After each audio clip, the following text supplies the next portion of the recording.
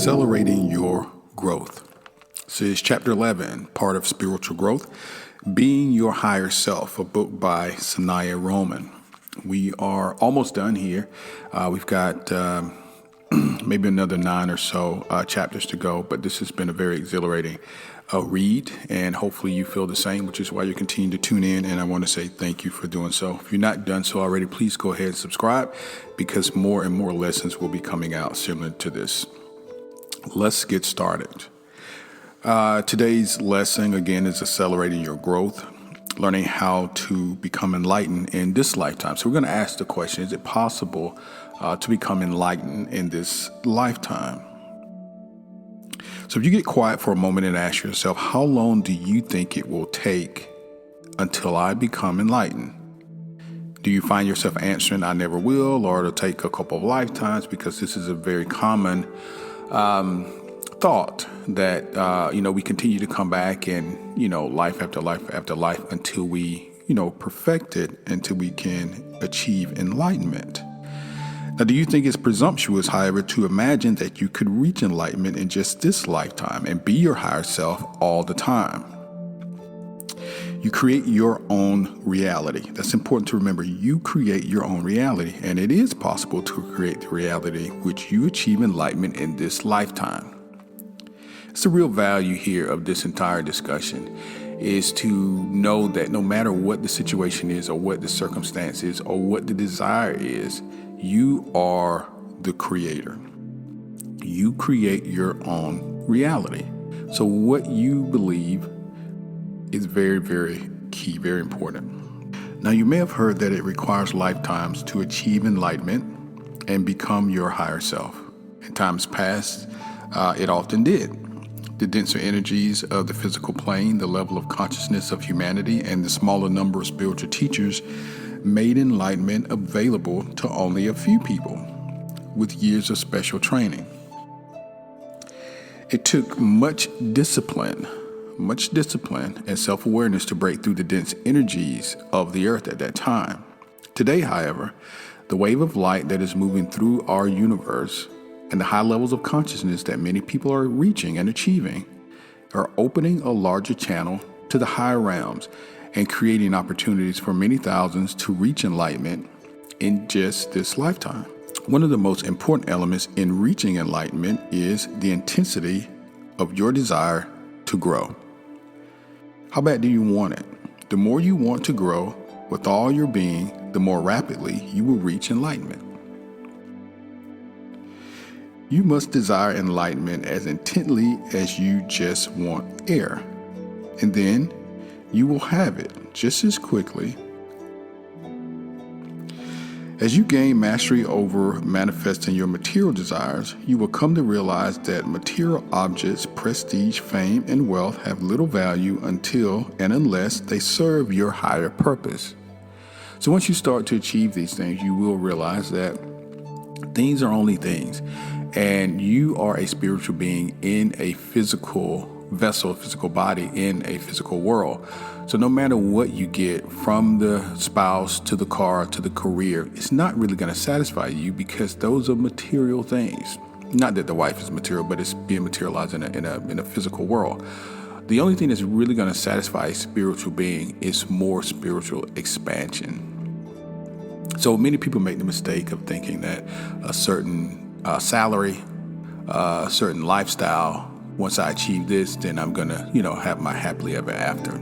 And unfortunately, many people achieve that, and then they realize that still there's something missing. Now, here's an important thing to remember. You may have heard that to desire anything is wrong. To desire, the idea of desiring. There is some back and forth, maybe contrasting ideology about desire within spiritual realms. And what does it mean? On one level, I've always been told and taught and learned that becoming enlightened is actually losing your desire for anything. You just are oneness with your source. But on the way to becoming enlightened, it's important to realize that desire is going to play a role in your spiritual development. How? Well, your desires teach you many things about yourself and the nature of reality. If you desire things that cause you suffering, then that suffering will teach you to desire things that bring you joy, and vice versa. So in your desiring, I think at some point you will realize that, you know what, you have to challenge yourself to be able to manifest certain things. And first it will start in the spiritual realm. In the physical realm, because you want to manifest that home, and you want to manifest, the career and the spouse and the family and these sorts of things. But you take those lessons learned, if you will, and build on it. It's okay.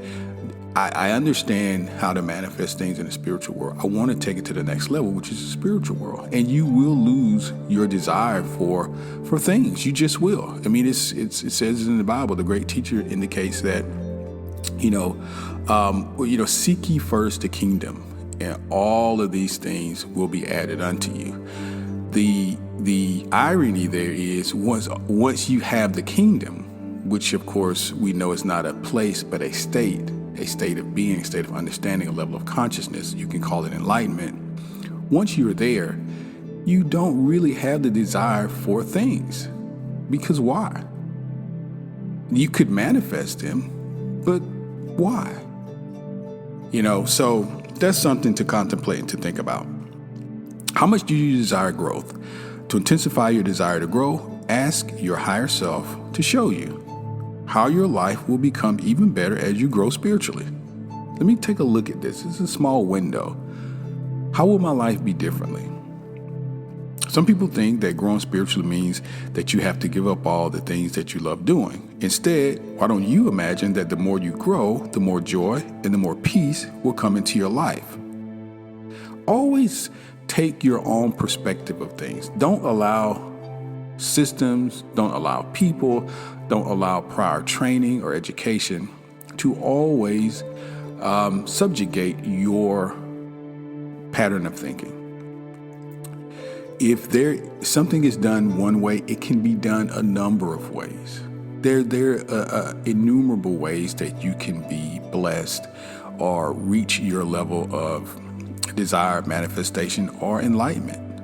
So on one hand, many people may say, you know what, if I do that, I got to give up this and I've got to give up that.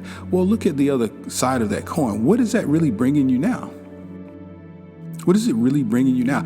How much sex can you have? How much money can you have? How many things can you buy? At some point, it's going to be enough, and you'll seek more, and more will only come from the spiritual side. You're never going to be able to satisfy your being, which is spiritual, with something from the physical realm. It's not going to happen. Now, at a certain level of evolution, desire disappears, which is what we just talked about, and you just are. You simply are, and that is more than enough. And the reason why that seems difficult to conceive for many of us is because we can't conceive it. We're not in that realm. We're still seeking. We're still trying to get to that level where, for example, like Jesus indicated while being on the cross, forgive these people, Father, they don't know what they're doing. To a lot of people, that seems really strange because these people are crucifying you and you're praying. That seems really odd. Well, where was he spiritually? He was on a much higher plane, much higher level of understanding. So when you look at it from the standpoint of consciousness and enlightenment, once you get there and you just are, that is more than enough. You don't desire, you don't want anything, and you're not in a state of having or not having. You just are. Until you reach that level, use desire as a tool. Don't think of it as something good or bad. Just use it as a tool. A screwdriver is not good or bad, but sometimes you need it. Pick it up, use it, and when you don't need it, put it back down. You have desire for a reason, so that you can desire your spiritual growth and thus be your higher self. Now, you can grow with joy rather than struggle. This is important as well. If you believe that growth comes from struggle, you will create crises by which to grow. One of the greatest gifts that you can give yourself is to dissolve any negative pictures you have about growth.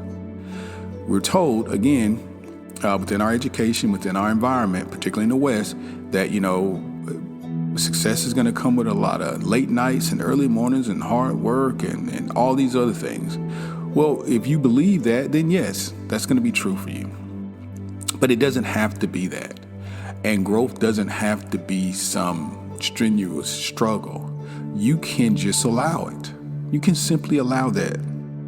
Give yourself permission to have valuable and worthwhile things such as your spiritual growth. Allow them to come easily. Dissolve any negative pictures you have about growth. That's going to benefit you overall. If you have a situation in your life right now that is less joyful than you want it to be, realize that it is teaching you important lessons. Throughout our lives, this particular portion of this discussion applies to all of us. In particular, right now, where we are going through a huge change here in the West and hopefully in the world, where we're talking about equality, race relations. We're still dealing with a pandemic. Things are not as we thought they would be as we welcome 2020 in, but here we are nevertheless. So if you have a situation in your life, now it doesn't have to be that large. It could be in your marriage, it could be in your work environment, it could be, just in your physical body. For example, if you are overweight, or if you don't think you weigh enough, or if you don't feel good in your vessel right now, for some reason, something displeases you. If you have a situation in your life right now that is less joyful than you want it to be, realize that it is teaching you important lessons. It's teaching you. Everything comes to us for a reason. If you're in a crisis, you may be reaching inward to the deepest part of your being and gaining a new strength and courage. You can choose to learn these lessons and gain these qualities with joy. It's one of the things that I remind myself every day, that whatever comes, whatever I'm dealing with, not to take it too seriously, to try to look at it from the standpoint of learning. What is this situation trying to teach me? How am I going to come through this situation a better person? If you do believe that all things work together for your good, and I hope that you do because that is truth, then whatever comes to you is part of that. It's part of that. Just know in the end that you have what you desire. The manifestation is done. You're living in the end, like Neville Goddard has taught us. And if something comes to you between now and receiving whatever it is that you desire, just know that this is part of it. This is part of it. If you take off from Atlanta to New York and you are flying, you do know you're going to make it to New York. In the interim, you may get through some turbulence or some storms, but at some point you will get to New York. So the turbulence is just part of the trip. So this is the way I see situations and contrasts in my life. I just see it as turbulence, and I see it as lessons learned. I've tried to learn the lessons that it is trying to teach me so that I don't have to repeat it, number one. But number two, that I become a better person on the other side of this. That's really what this is all about. So we're talking about spiritual growth. You need to always be concerned about, how is this making me a better quality individual? You're learning something through a job that you don't particularly like to go to, a relationship that may be difficult, children that may be difficult, whatever it is teaching you something that you're going to use further down the line that will assist you. Now, you can grow instantaneously as well. Spiritual growth does not have to be a step-by-step process. It can be instantaneous. Think of some quality that you would like to have right now, such as inner peace, for example, greater focus, or even more love. How long do you think it will take for you to acquire it? You do not have to wait a year, 5 years, or a lifetime. You can increase your experience of this quality right now. You just say to yourself, I accept more of this quality into my life. See, you have the power to do this. You just don't realize you do. You have the power to just say, listen, I accept more of this quality into my life. I'm going to make room for it. You're going out to buy this new couch from your local furniture store. Before you go, go ahead and vacuum the rug, move the furniture, and make room for it. Because you fully anticipate coming back today with the couch. Same way, make room in your mind, in your mentality, in your life for these qualities. I accept this type of quality into my life, more of it. I'm now more peaceful, focused, and loving to myself. You have to encourage yourself. Making your everyday life work is an important part of spiritual growth. So simple things like paying the rent and taking good care of yourself, those are part of spiritual growth.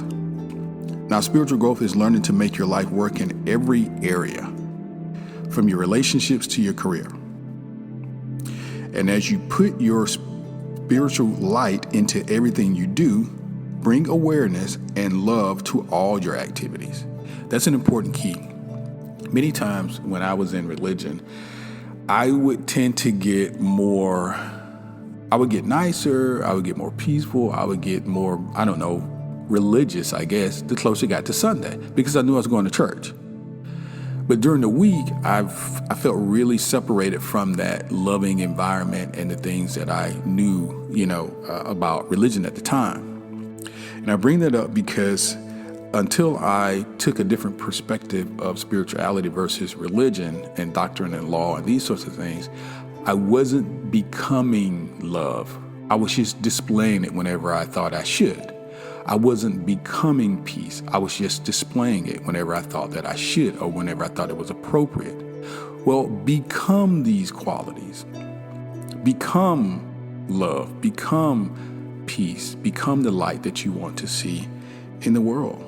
And do it on a regular basis, whether it's when you go to pay your rent, when you go to the store to pick up your groceries, when you meet people in the street. Is no more important time to display these types of qualities than when you meet an errand person. Now, show this type of love in all your activities and turn every experience into an opportunity for growth. In this way, this is important. In this way, this is how you're becoming and being your higher self. Now, you're not far from being enlightened just because you can't keep your heart open all the time. Remain in a state of constant bliss or meditate all day.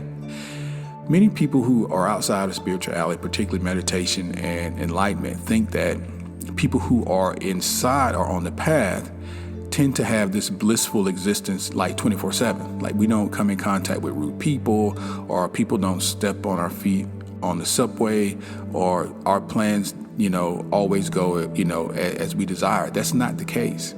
That's not the case. You are not going to have what you want all the time. You're not going to always be in a state of constant bliss, or you're not meditating all day. So that's not reasonable. But I do want you to hear this because it's probably the most valuable part of this discussion, to keep you encouraged. Those are not requirements either. You don't have to remain in constant bliss to be enlightened. Now, as your personality increases under the influence of your higher self, there will be moments when the connection is weaker, and many when it is stronger. It's going to ebb and flow. It's going to come and go. Old fears and concerns may surface. Look at how long these difficult moments last. Here's the understanding of it. Look at how long these difficult moments last.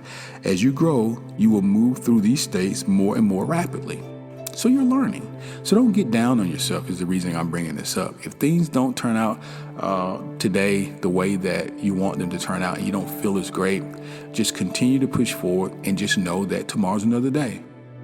Tomorrow's another day. Accelerating your growth also comes from accepting and loving yourself as you are right now. It's probably the most important thing that we'll talk about today. Just accept yourself the way that you are. Don't cause any additional strife or struggle. Just accept yourself.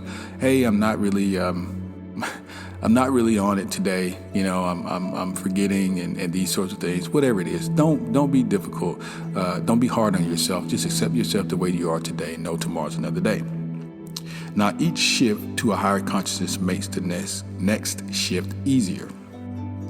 At a certain level of growth, you'll begin directing the openings of your energy centers. This accelerates your growth because your energy centers charge and change your personality more rapidly than working directly on your personality.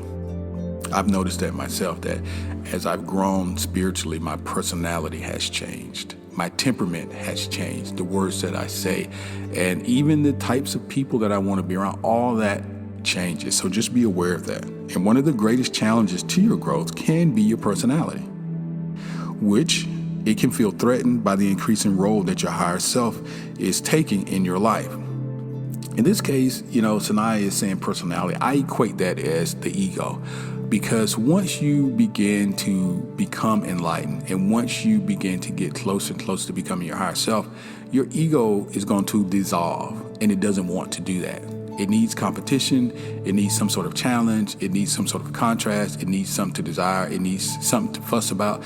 It just needs something to hold on to. And if you're not looking to hold on to anything, if you're looking to just release and let go, then yeah, you're going to feel some difficulty there, because your ego wants something to hold on to, and you're releasing it. You're becoming your true higher self. Your personality may try anything it can to get you to stop growing, particularly after you have taken a big leap forward in some particular area. Your accelerated growth means that you are making a new and deeper connection to your higher self. Don't blame outside circumstances for the way that you feel. This is always something to remind yourself of. This is the type of conversation I have with myself on a daily and weekly basis when I start to feel myself out of alignment and I begin to focus on external things. This is how I bring myself back inwards. I say, I am in control of how I feel. No matter what is going on in the external world, I am in control of how I feel, not of other people's actions, but how I feel. Remind yourself, don't blame outside circumstances for the way that you feel. Look within. Ask yourself, what pattern or belief are you being shown? Ask your higher self for guidance and how you can release this pattern. Because this is how you grow. This is your path to enlightenment. This is how you're going to grow. Something is happening externally that is exposing a pattern within you. And so you want to release that pattern and be done with it so you can get to the next level. These issues come up for you. They're showing you the most important patterns to work on to accelerate your growth. So don't shy away from them. Go toward them. Love and appreciate them for all the gifts that they offer you. So lastly, guys, your spiritual growth is the greatest contribution that you can make to yourself. This really is the reason why we are here. What is the great reason and purpose of life? Well, it's relatively anticlimactic, but it is an awesome thing once you realize the truth of it. It is self-realization, to come to the understanding of who we actually are, and that is the all-encompassing, the omnipresent, our source, our God, to come to that realization that we are all one and that we are not living in the universe, we are the universe, we are God, we are. That is the point. So your spiritual growth is the greatest contribution you can make to yourself, because at the end of this path, that's where we're going to come to. We've forgotten that. To have this experience, we've forgotten who we really are. And life and its lessons teach us and show us and point us and prod us to go in certain directions to expose our real nature and ultimately who we really are. Now, as you grow spiritually, you will gain many tools to create real results in the physical world. Your spiritual growth will contribute to your mastery of living, allowing you to live with more joy, aliveness, and love. So I want you to stop for a moment and make a commitment to your spiritual growth. Mentally say, or even out loud, say to yourself, I now commit to my spiritual growth, and I make it a priority. Think of spiritual growth as a great gift to yourself and a wonderful treat you now deserve to have. Believe you can be your higher self and reach enlightenment in this lifetime, and of course you will. Well, guys, I hope you have enjoyed our lesson for today, our discussion for today. As I said, I've read this book a number of times, but each time I go through it, it seems like more and more sticks out. I learn more and more, and I hope today was very insightful and impactful for you. And if it is, and if you like what we're doing here on True Higher Self, please hit that subscribe button and also like the video so it can be shown to more and more people. Please continue also to come back and listen for more. And in the description below is a free download for you. It is the importance of a daily yoga and meditation practice. It is so beneficial and it's completely free. All you have to do is plug in your email there and it'll be in your inbox by the time you hit send. So again, guys, thanks. It's my hope that you're having a great day and you're remaining safe. God bless.